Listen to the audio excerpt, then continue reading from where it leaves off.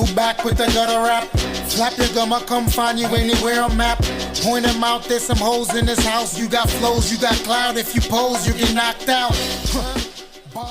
Mic check 1 2 1 2. This is a Guest in the House podcast. I am one of your co-hosts, David Trom Dig Shanks. And I'm your other co-host, Mickey Hess. Yes, sir. Back for another one. Before we get started, and I'm not sure what we're getting started on today. As I mentioned in pregame, I'm a little scatterbrained today, so I don't know where we're going, but we're gonna go. Want to first, obviously, well, it's not obvious because nobody knows until I say what I'm about to say. So it's only obvious to producer Anthony and you, Mickey. But dedicating this show to the memory of Larry Voss, Rachel's dad, stand-up guy, father, husband, brother, uncle, grandfather, great-grandfather, I believe. Yeah, good dude, man. So we lost him. This would be 2 weeks when you guys hear this recording. And so love to Rachel. Thanks to you guys for your love. Thank you, Anthony, for the beautiful bouquet. And that's that. So once again, I think this might be, no, not the second one. I think we got a break. I know I said Lady Ganja was personal. And so that was the first like personal hit. We've been on a string of, in memoriams on our podcast. And Lady Ganja was the first like one that was personal. And continued rest in peace to her. And so now we got a 2 for today though. But I wanted to first get that out there. So Larry, if you hear me, big respect to you and appreciate your welcoming me in and things of that nature. So that's first off. And shouts to Rachel. Absolutely. And then also rest in peace to young Dolph. Young Dolph. Yep. So here we go again, man. Yeah. Young Dolph was buying cookies. Buying cookies, I believe. They said picking up cookies for his mom at a black-owned. Cicadas? Yeah, that he had just a week ago, kind of did like a little promo for on the gram, showing love. And so, as you know, everyone's playing this like Boosie clip of him saying that, rappers get the most hate in their own city. And it's like, yeah, everybody's getting killed in their own city. And it's just, we talk about the new norms with the pandemic and everything. And it's just really disheartening, like what becomes, like a narrative. So now the narrative is like you're a rapper and you're from your city. And if you're in your city, they're going to kill you. And it follows you into middle age. Yeah. A lot of times, right? It's not always super young guys getting. It's not that. It's not all 19 and 22-year-olds. Young Dolph was 36. That's right. And you would think by 36 you would have put some distance between you and, maybe some of your past if you were in the streets but it only takes 1 or 2 people who decide, they feel like doing something on a particular day. There you have it, and boy, what's troubling me? I mean, I'm going through some stuff, obviously, like I just said with Rachel's dad passing and just the transition of, just a bunch of stuff's going on. Right. And, I'm just really, I guess I'm in like a space of like purpose, this, on a personal level, like, what I do for like a living. And so this is like the busiest time of year with that. And holidays on top of that. Correct. And so it's put me in a real space of like, what the hell am I doing with myself? Yeah. And a lot goes into that in terms of like just the stuff we crack the mic and talk about just in hip hop and in the culture and in quote unquote black culture. And I always talk about my people and what that means, and just like my dedication to seeing things be better, and from like education to housing to politics, we to culture to music to business, we've kind of gave our opinions on all of those things over the last year and a half or so. And the name of the podcast is A Guest in the House, and that speaks to a lot of that as well. Yeah. And so just with my purpose, with the music, with what's going on, sidebar, but not a sidebar, because I guess this is all part of what's going on. When this podcast airs, it would be 2 days before the 10th anniversary of my Black Champion EP That's that a great dropped one. November 25th, 2011. And so even that, right, like in celebrating like 10 years of the project, yeah, that's probably my favorite project. And also gave me like the song that, most people would know me for. Saks Fifth Avenue. Correct. Yeah. And, just like 10 years, first of all, was a blur. And just where I stand, you know what I mean? Like, I'm not doing like any music right now. There's like nothing happening creatively. If it wasn't for this podcast, I don't know, I wouldn't be doing anything creative, which like super, super sucks. It's like the most inactive I've been in like since I started rapping. Yeah. Which sucks. And I don't know what the real purpose or cause of it is. I guess it's self-inflicted because I kind of just stopped, but I've always been used to being able to stop and start easily. Like it really would just take like playing a beat and sitting for a while and it would just start. But I've tried that like several times over the last year and it just like there's nothing there. And so, like what seeing stuff happening just, like with young Dolph and with all the other deaths, particularly the ones that come from, violence that we commit on each other, and just like what I personally want to do about that.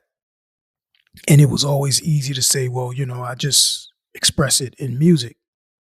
And so with it being like whatever I'm going through, whether it's writer's block or just transitioning out of being an MC altogether, I don't know what it is, and just trying to figure out like what do I do? You know what I mean? Like, and sometimes to be candid, like, we do this podcast and there's times where I want to say something like super specific, but I pause on doing that because I'm respectful of my partners. And there is something, there is like talking to different groups and you may express yourself differently to different groups. That's a black thing, probably. And we talked about that too, right? Like the needing to have to talk a different way in different rooms. So, yeah, I mean, believe me, white people do that too. And well, yeah, absolutely. There's home, there's work, there's sure. Well, a that type friend of of mine, I was just meeting him for lunch yesterday, and he mentioned a job experience where he had one black colleague. The rest of the team, including him, was white. And he said, really, by the time he'd been on the job for a week, there had been 2 instances where that black coworker left the room, and the bosses said something to the effect of, "Okay, so now we can really talk." So I'm laughing to keep from fucking crying over that, right? I mean, it's Yeah. that's the kind of in-group talk or in talk that you experience a lot as a white person. Now, do you feel like that's like,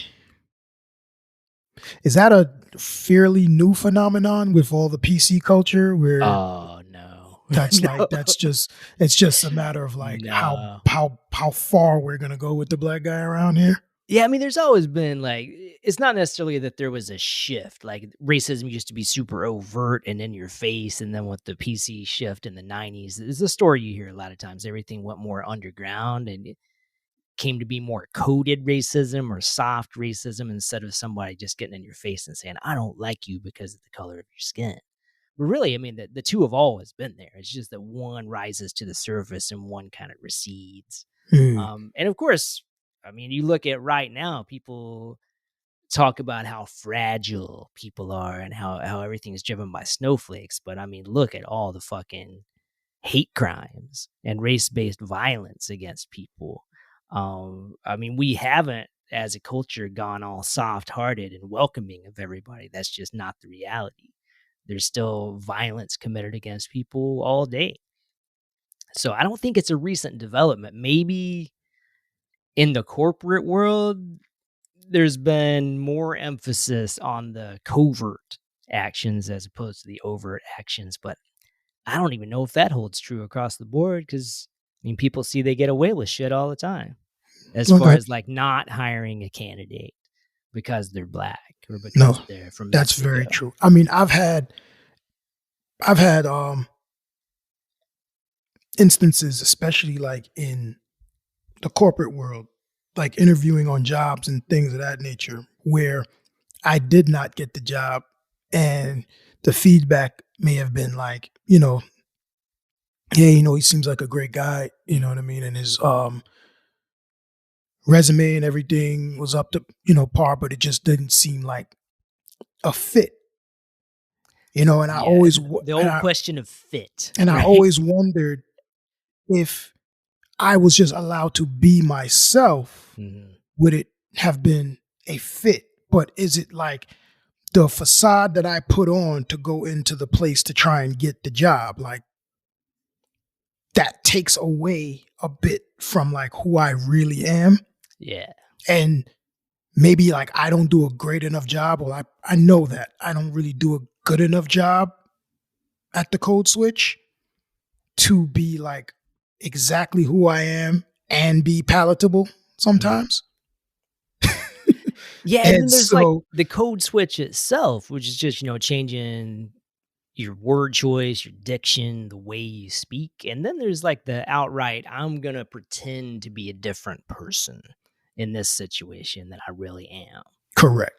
And everybody does that to a certain extent. I mean, nobody walks into a job interview and says, you know what, I'm going to act just like I act around my friends when we're drinking. And I'm going to go in, I'm going to talk just like I talk around my friends when they're drinking.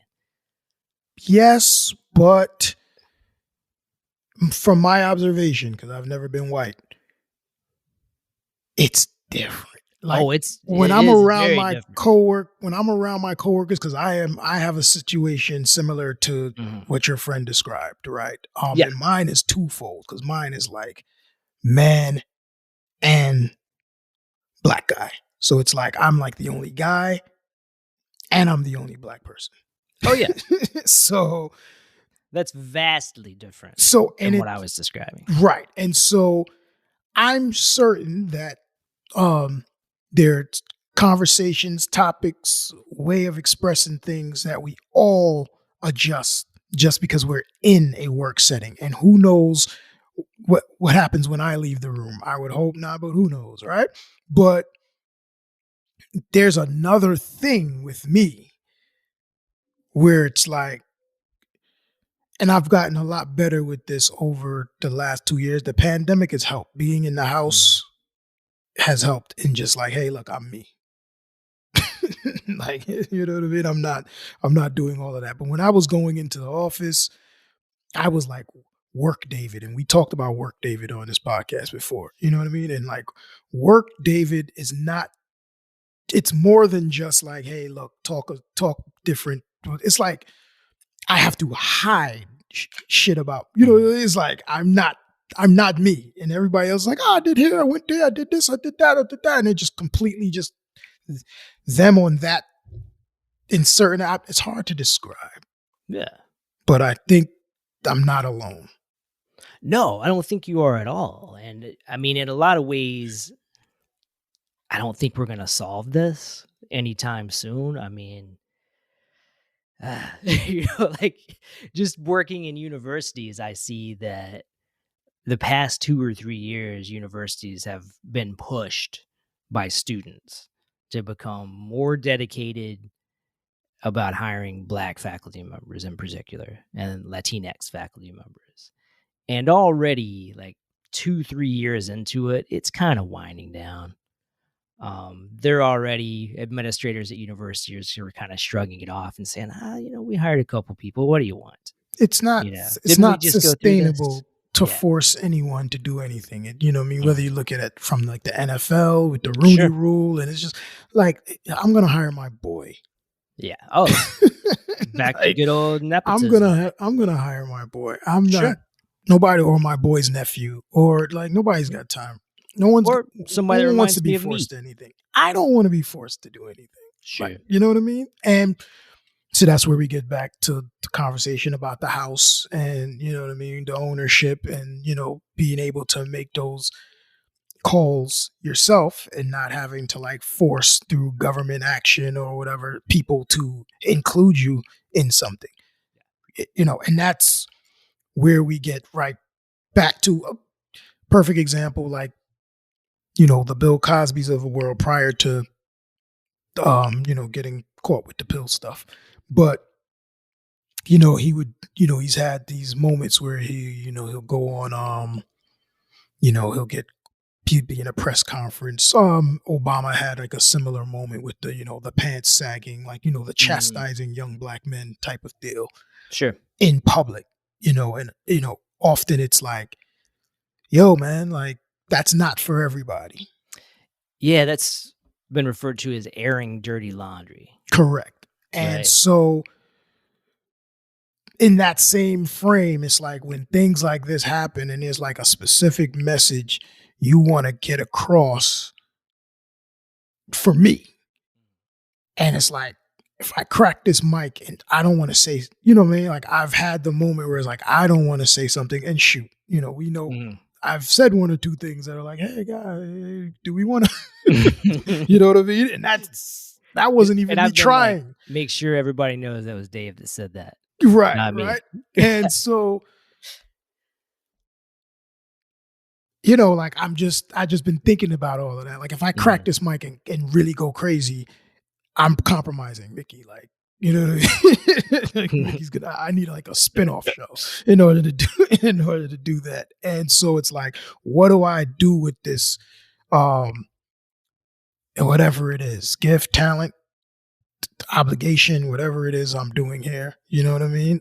So would the question be, should you be having this conversation on the air for listeners with a white guy? Is that what it comes down to? Like, this should be an in-group conversation and your co-host is not in the group? And maybe your listeners aren't in the group. That is a question. That is a question. You know what I mean? It at certain times with certain topics. Sure. And because we have the conversations. There's not been a conversation that I've wanted to have that we haven't had. Sure. It's just how I temper those conversations. Yeah. In order to have them in a way that is inclusive, because we have an inclusive show. Mm. It's not like this is my show and I just got this white boy with me. You know what I'm saying? And it's not like you guys put a show together and you just got a Black guy for flavor or, and whatever they do. So we just had to meet a quota, man. Like podcasts, they got quotas just like university. Correct. 1/3 of the outfit must be 33 1/3 must be Black. But I thought they refer to that as the third base rule. Right. You got 2 white MCs, you gotta have a Black DJ. Gotta have a Black DJ. It's not gonna work. Just looks better. But no, so it's not that at all. It's not like I can't have it. It's just, it's tough Mhm. to catch what I'm saying so that I don't say something that either I have to explain Mhm. or I have to like explain. Yeah, I mean, going back, definitely in African American literature, there's this ongoing debate, and again, I don't think it's something that'll be resolved anytime soon. Are you writing for Black folks, or are you writing as a Black person for a white audience? And particularly when these writers enter the university, this becomes a big concern, or enter like the literary establishment. Yeah. You know, who exactly do you envision as your audience? Are you trying to like speak about Black experiences so the non-Black folks might come to understand them? Yeah. And if you're doing that, do you write it in your own language? Do you write it the way you speak and the way you express yourself, or do you have to like fit the mold of what the white literary or academic establishment writes like before you can even begin to speak to a non-Black audience? Correct. And what is the line between inclusion Mhm. and compromise? Yeah, the old assimilation question again, right? Correct.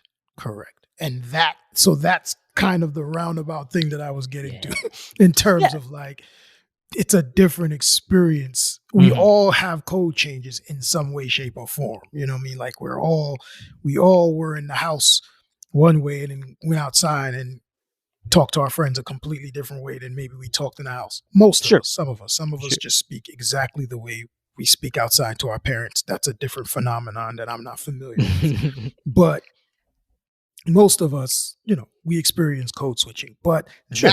that thing there that you just described, Dave Chappelle talking about like the moment where he felt like, I don't know if they're laughing with me. Yeah. Yeah, because he recognizes that his audience has gotten so big that it includes not only a lot of white folks, but a lot of white folks who hold racist views against Black folks, that if they aren't hearing what he's saying the right way, maybe missing the irony, maybe Not only missing the that, hyperbole.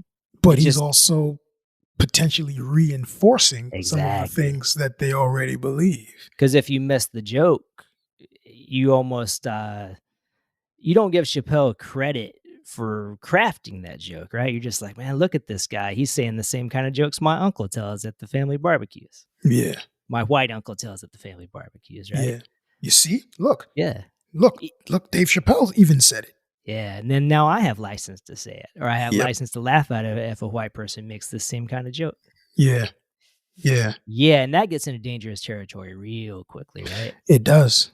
It does. Because what started as let me get on here and, do the righteous thing and Mhm. relay a message in the way that I need to relay it to who it's intended for. And then Yeah. it could easily become anything. We talked about we had this conversation. I remember one episode when the J Electronica, like Peter Rosenberg thing was going on. Okay. Yeah. The Synagogue of Satan stuff. Mhm. And it was like, we had that conversation. It's like, well, okay, who's that message intended for? And Sure. if someone is offended, but it's offense by misinterpretation, Mhm. what is the responsibility of the offender? Yeah. It reminds me of a conversation at work just a couple weeks ago. Very vaguely, I'll keep it in very vague terms. Yes, sir. Don't get in trouble. Sure. A student had complained about the use of the word in the English language that has had the most heat on it over the past several decades, to the point that there are at least 2 full-length books about the history of this word in legal settings, court cases, etc. And it's the N-word, of course. And as we began to talk about, okay, if we're teaching, say, a poem by Amiri Baraka, that word is in it, do we give students a heads up that says, okay, so when you refer to the poem, please don't anybody say this word. No matter who you are, where you come from, what color your skin is, we just don't want to say this word in class. We'll just read it. We'll know it's there. But when we refer to it, we'll just say the N-word. Very quickly, a black professor said, "Oh no, I hope it wasn't me. I hope it wasn't me who said it and offended someone." And she was completely serious about it, like worried that maybe she had said it in class and offended a student. Which I think it turned out it was not the case, and it was you. Unlikely. Oh, it wasn't me. It was not me. But I mean, that's obviously like a very pressure laden in group or out group consideration, right? Yeah. Not only can the professor at the front of the room say the word, but should they allow anyone in the room to say it? Yeah. Yeah.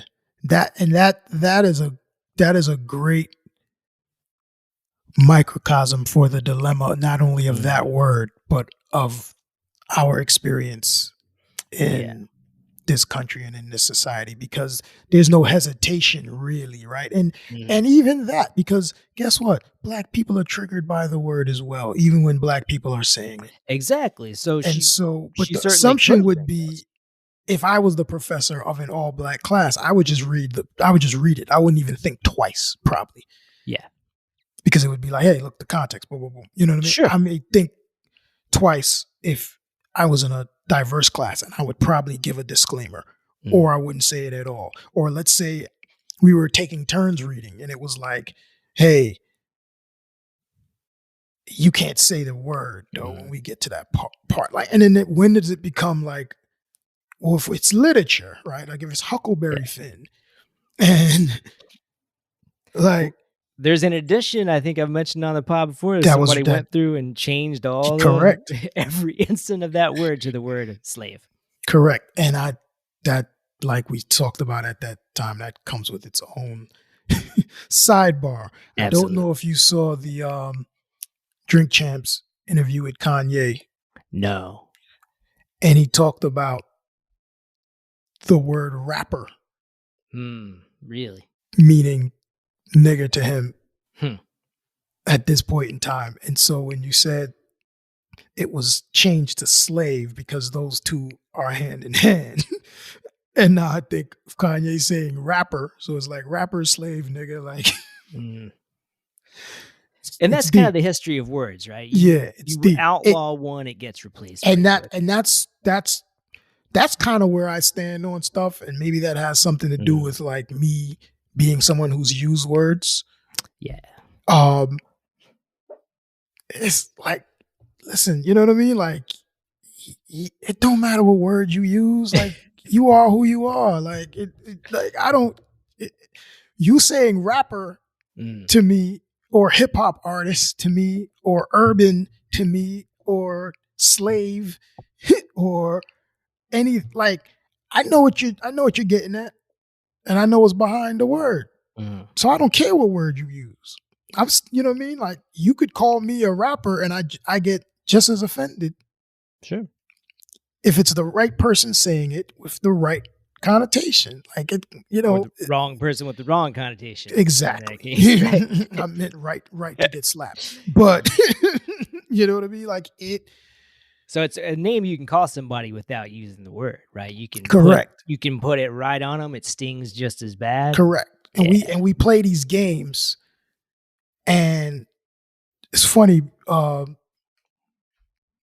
was talking to Rachel the other day about, like, we were talking about like African American, and how sometimes it feels like disingenuous when certain people say it. It feels like what you're talking about in terms of, like, when I'm not in the room, you guys all say black people. Like, don't say African American because you think that like, well, the African American, like, you say black, just say black. It's okay. I'll tell you a white people conversation. I've heard so many groups of white people sit together and lament the fact that I just don't know what to call them. I just don't know what they want to be called. Yeah, and that has a lot to do with us. I'm not mad at that. I'm not mad at that because we don't know what we want to be called. Well, black people are not a monolith any more than white people are. Well, the problem is we didn't make the shit up. Fair you enough. guys made it up, and now we've been trying to figure out what's the most appropriate thing to be called. You got to land somewhere. We're human. We're people. Sure.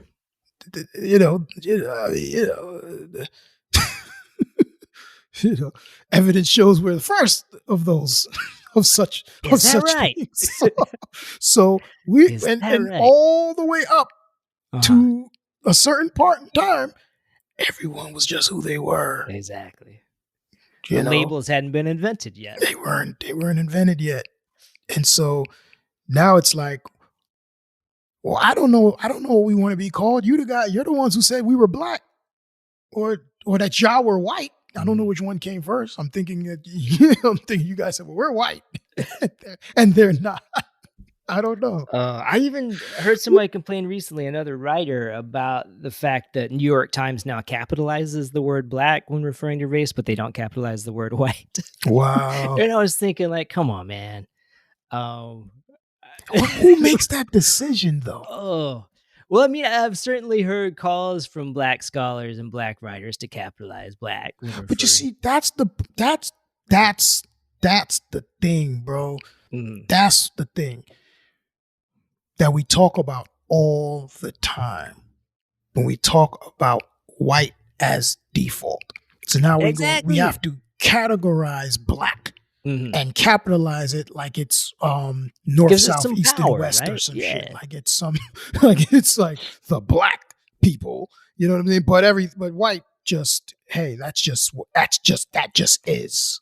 Oh, see, I think the person who said this was thinking more like, well, if they get to capitalize, then I want to capitalize. Well, you see, it goes both ways. It really does. You know what I mean? And that's why it's fucking silly. It really is. That's why it's silly. Because it's like, for everything, for any way you're going to come up with it, I'm going to come up with another way to look at it. Sure. Because it's made up. And obviously, when they made it up, it was just so that they can enslave people. Sure. They didn't think about it 200, 400, 500, 600 years down the line and how confused we'd be. They just wanted to separate these people from these people so that they could do something to those people. Yeah, imagine if the consideration wasn't that, I don't know what to call other people, but I don't really know what to refer to myself as, right? Yeah. Isn't that a much bigger problem? Yeah, yeah. And the joy of that is the joy of the default or the privilege, that word again, right? Sure. Is that you guys don't even have to worry about it. Sure. I had an interesting argument with a buddy of mine a few years back. You know this buddy, so you'll know why I was arguing. And I feel like it was over something I said. Maybe on the podcast. I can't remember. Ooh, okay. But I was probably in one of my spaces and we were talking about white supremacy or something like that. Mm. And, that word like assumes that there's, black inferiority. That term as a whole, white supremacy. Right. It could infer that because if there's white supremacy, then there's, you know what I mean? I think it absolutely infers that, yeah. Exactly. And so it's like, well, I don't like that word. I don't think like I'm superior to anyone and I don't know why, we were having like that conversation and I don't think that exists. And I'm like, well, it doesn't exist because white people aren't supreme or superior. But as an ideology. As an ideology, right? It absolutely exists. And the interesting thing to me is that you even get to be offended because you're Italian and you weren't white 50 years ago. Yeah. And that's it in a nutshell. Yeah. Yeah, you know, I saw a transcription of a speech that Teddy Roosevelt gave in the 30s about how the U.S. doesn't want hyphenated Americans. It doesn't want Italian Americans, Irish Americans. It just wants Americans. Right. And of course, at that point, he didn't even include African Americans, obviously. Exactly. But, you know, I've seen a lot of black scholars and speakers and thinkers comment on that too. That hyphen, it separates you. It makes you something less than American. You're like a type of American. You're not fully American, right? And I think there's some truth to that. I mean, the psychology of language has so much going on. Yeah. And you can say, like, I agree with you in a lot of sense. Like, it's just words. And like I said a minute ago, man, you ban one word. It's not just words. Yeah. But it's just words. But it's not just words, for sure. But words dictate the way we think. Like, they're the framework we think in. They right? can be weapons. They can be made, you know, it's like water, man. They can be used for anything. But and so we get into those narratives, and I absolutely agree. And it's a real mind fuck, bro. It really is. You know what I mean? Because I know there are those individuals, and many of them are ridiculed for feeling like, hey, man, I'm American. I'm not Black American. I'm not African American. I'm American. And we may say, yo, man, like, race first. Like, you're Black. You got to understand what that means in this country. And it's like, that person will feel like, no, that's the trick. I'm just American. I'm not falling into that Black shit. And until you face a jury or something. And the problem is, while no one's wrong, he's not wrong. He's just probably, I don't know if it'll ever be this way, but if, you know what I mean, 100 years, he's putting the cart before the horse. Like, we're not there yet. You know what I mean? I have friends that are cops. I have you in my life, and Anthony in my life, and you know what I mean? European Americans, if that is a thing. Hey, don't hyphenate me. Exactly, right? That I love. You know, there's always going to be, like, as a 44-year-old man, you know, I'm leery of white people. I always will be. Yeah, I can as an individual, understand that. As an individual, I'm going to deal with you as an individual. So I love who I love. So that's where I have white friends comes in, right? I have white friends. What are you talking about? But it's, you know what I mean? And if I'm talking to another, you know, person with my similar experience, and I say, like, hey, look, man, you know, hey, side-eye on white folks. You never know. They'll know what I'm talking about. Yeah. You'd probably know what I'm talking about. A lot of white folks would feel offended by that. What do you mean? Yeah. It's reverse racism or something like that, right? So I'm just saying, like, there's an obvious history that until we resolve, we can't just be one thing. Of course. We didn't create it. We didn't cause it. We're just trying to figure out how to fit in the midst of all of it. while at many times and on many different fronts being told it doesn't exist. Mm.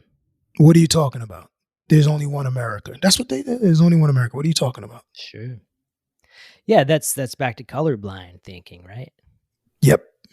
And I always think Oh. like if you talk to one of these folks who subscribe to that kind of thinking, and you say, okay, man, you're about to go up in front of this judge, you're about to speak to this police officer, you get to self-identify. You get to tell him I'm white, I'm black, I'm Latinx. And he has to believe it. He has to accept what you say. What are you going to tell him?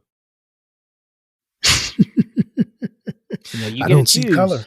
Yeah, you get to pick what you are. You got to pick. And he'll have to treat you that way. Which one are you going to go with? Mm.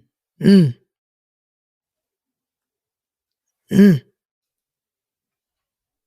Yeah, I mean, it's deep. It's not that colorblind, right? Nope. I mean, if you Nope. want to believe in your own head that you don't see color, And you're don't believe conscious, it. and you're conscious of the choice you would make. We're Oh. all conscious of the choice we would make. Absolutely. I know the choice I would make. Shit. Right? Yeah. So it's a lot, man. Mhm. It's a lot. And I don't know, that just for some reason, well, not for some reason, for obvious reasons, because we didn't even like address, Kyle Rittenhouse. But even a situation like that, Yeah. not outraged, because I'm not surprised. Mhm. When I seen the kid cry, I was like, oh, he's getting off. Sure. White tears are pretty powerful, man. But what's amazing to me is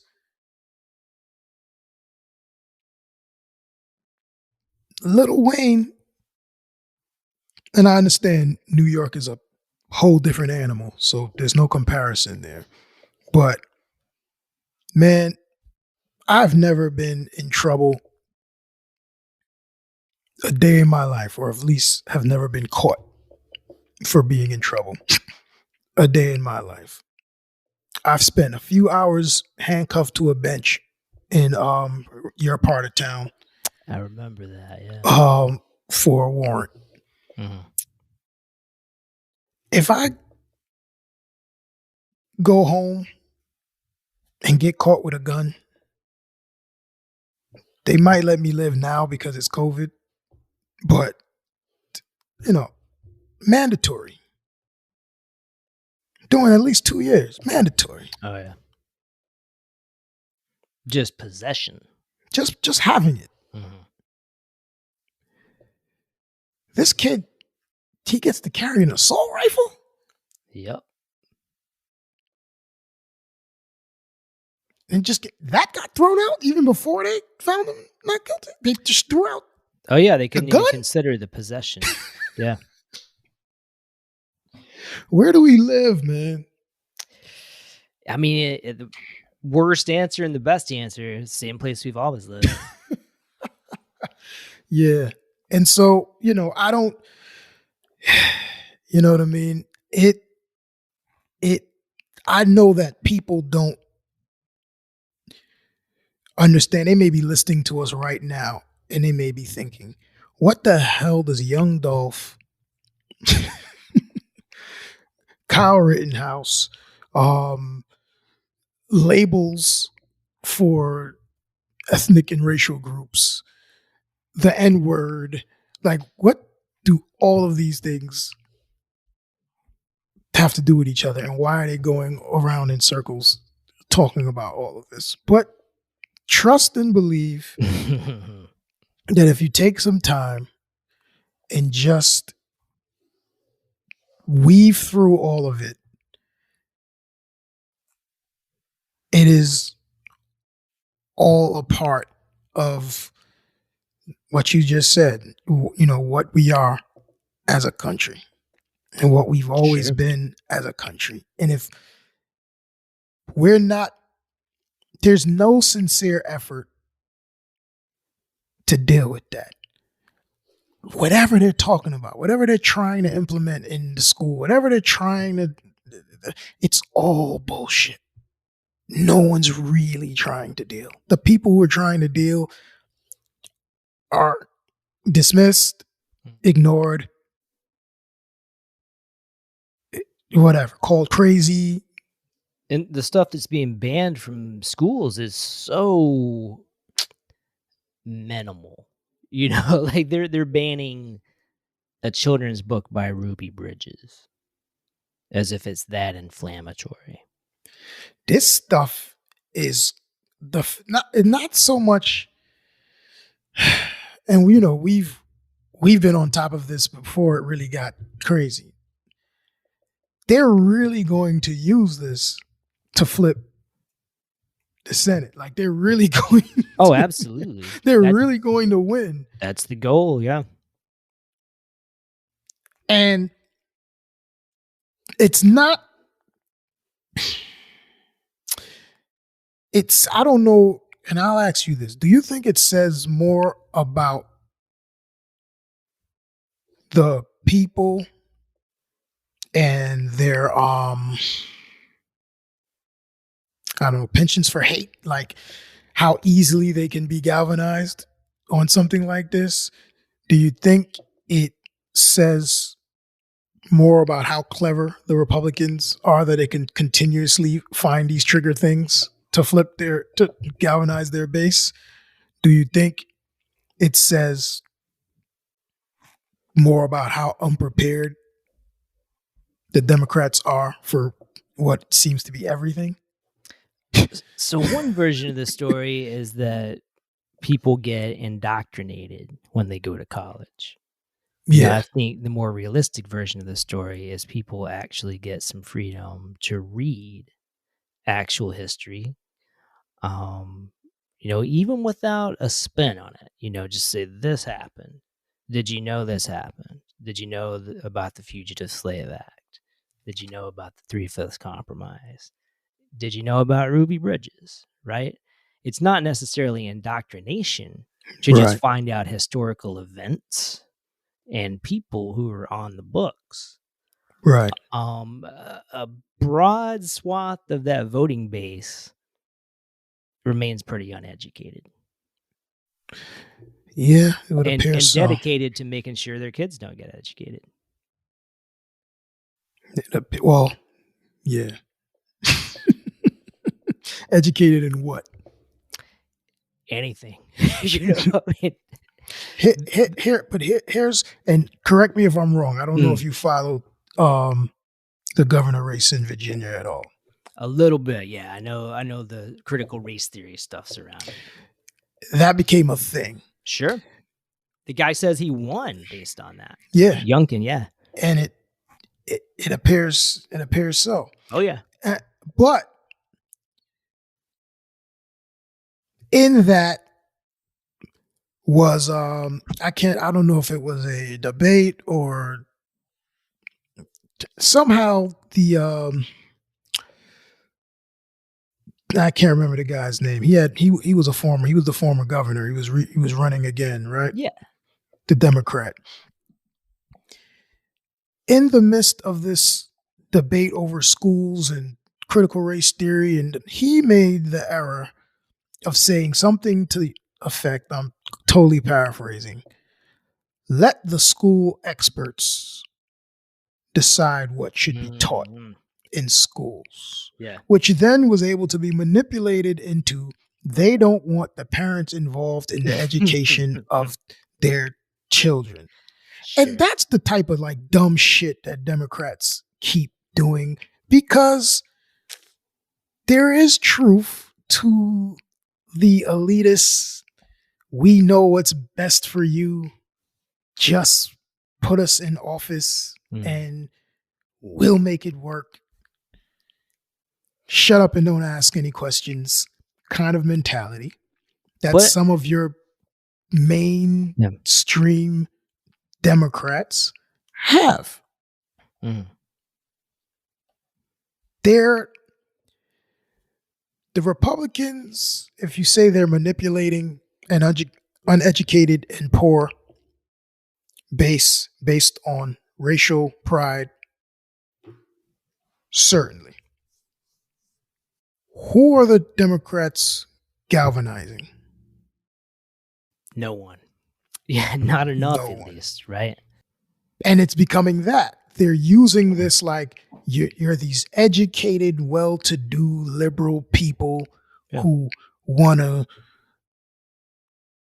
make everything rainbow and you know what I mean? And you're taking the country away from us. So it becomes even more than a black Oh, and sure. white thing. It Sure. becomes this like stick it to these elites. rich, entitled, elitist assholes who want to tell you what to do with your kids. But realistically, like if you replace that word elites with expert, let's say, okay, you got your own views, you know how the fuck you do things, but you need your transmission fixed. And you hear this guy at his transmission shop, maybe he doesn't agree with the way you think transmissions ought to be fixed. Are you going to let the expert fix it? Or are you going to just sit there at the broken car and say like, man, I don't like how that guy fixes fucking transmissions. I don't know how to do it, but by God, he's not fixing it. I mean, apply that to teachers, curriculum experts, right? I mean, there's such an anti-intellectualism, such a pushback against any kind of expertise or any kind of credentials. I mean, studying doesn't make you elite. I more than agree. More than agree. But it's a false premise that people really fucking buy into because it's much easier than sitting down and studying, right? True. And it's also not being articulated quite in the way that you're articulating it. Because if you tell me, stay out of the education of my child, I'm going to tell you, fuck no. Exactly. Right? So that's just the bottom line. Like, but if you're telling me, listen, we're going to have a real conversation about the history of this country and why it's now you can ignore me, but facts are facts. Yeah. Now, because we're not having those the real conversations, these things are allowed to then become the boogeyman. Oh, exactly. And because critical race theory is such a you could be smart and not exactly understand critical race theory. You could easily have earned a PhD in the past 4 or 5 years, never read a single piece of critical race theory unless you were in a very particular type of law school program. And that's what makes it so perfect because it can't be explained in 140 characters. No. So it's easy to point to something you don't understand and create these straw man arguments, make it scary. Mischaracterize it on purpose. Yeah, I mean, it's a really smart tactic. And if your only defense against that is to point out how dumb white people are, you're not going to win. No. So all the jokes and all the liberal like media and the jokes and the pointing at them and showing them, look at this guy in Tennessee who doesn't understand what critical race theory is, but he wants to ban it. Yeah. All that does is galvanize them even more. That doesn't make them, that doesn't shame them. Well, you're rubbing someone's nose in it, right? It's not going to work. Yeah, I mean, I even think about like the parent, I think you even sent me this, a parent of a high school senior said that he had nightmares after reading a Toni Morrison novel with some really graphic depictions of slavery. Yeah. Hey, man, this shit would give me nightmares too. Hey, imagine the nightmares we've had over generations. Exactly. That's in our DNA. But trauma's in our blood. Oh yeah, I mean, intergenerational trauma for sure. Exactly. But even aside, like who this kid is, if he's white, black, is it that Toni Morrison, as a black author, traumatized this poor high school senior? Is it the realities of slavery that he hadn't seen such a graphic depiction correct of what slavery in the U.S. was like? Well, not when his third grade or second grade children's book probably had the happy slaves in George Yeah. Washington's house baking pies. That's what they're telling. Yeah. That's what's in the books. Yeah, and I mean, I'm sorry that he had nightmares. I mean, my daughter at 11 read some stuff in a class, an English class, that had some animal cruelty in it, and it really bothered her. I mean, she'll still bring it up like a year later. Like, I wish I hadn't read that. I don't know why he assigned that. But, if you're going to talk about the history of slavery and you want to sugarcoat it, not just for kindergarten and first grade and second grade, but you want to just either sugarcoat it or just sweep past it all the way through senior year, either the students are never going to learn it, or they're going to learn it next year in college, or, there are several movies that very graphically depict the violence of slavery. They win Oscars. He's going to see the shit. Yeah. And he may be like a highly sensitive dude. It may give him nightmares whenever it happens. But the fact is, he needs to understand that this went on. I mean, to put a pin on it. Yeah. From black or white in terms of history, if we're not learning it, to put it in context and to also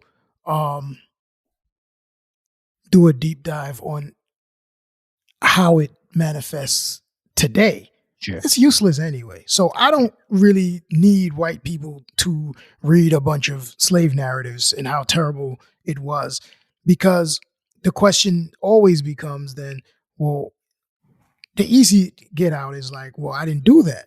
Yeah. So if we're not going to learn why and how and the wealth that was generated and how America was really built and what that means today and why whatever tropes and whatever thoughts or visuals you may have of black people today and what that has to do with then it's useless anyway. Absolutely. So you got to be able to tell people what to do with it. And parents complain constantly. If you read some of all this talk about banning critical race theory, they say it makes their kids feel bad. Yeah. So what do? You see, wow, that's some messed up stuff went on in my country's history. I didn't know it was to the extent that I was just shown. I mean, a teacher's job would be to say, okay, what's the next step? What do you do with that feeling of discomfort, that feeling of shame, that feeling of embarrassment? Even though it wasn't you individually, what do you do with that? Where do you look next? What do you read next? But is that happening? Or are they just forcing this? My fear is like what you said in terms of experts and those who create curriculum. And like, are those the people we want doing it? Yeah, very often it's not, because this is a very recent curricular development. Right.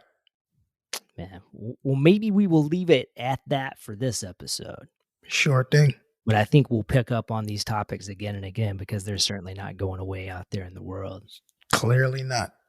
So we can't solve it for you today, listeners. I know you came here for a solution to racism and the way that people think about each other and the way people think about themselves. But we can't really bring it down to a thesis statement for you today. No, but other than, start with yourself, go within, figure out what the hell's going on with you. Are you biased? What are your biases? Why? Where did it come from? What can be done about them? What do you need to learn more about? That's the very most important question. What do you need to learn more about? Starting with you. And maybe if we all were responsible for just us, things might start looking different. I don't know. Yeah. But, oh man, this was good. This was therapeutic, buddy. Appreciate it. Good one. Yeah. All right, well, signing off for this episode, Mickey Hess. David Shanks. And we'll see you for the next one. For the next one. Happy anniversary, Black Champion. Ooh, 10 years. Yes, sir. Voss!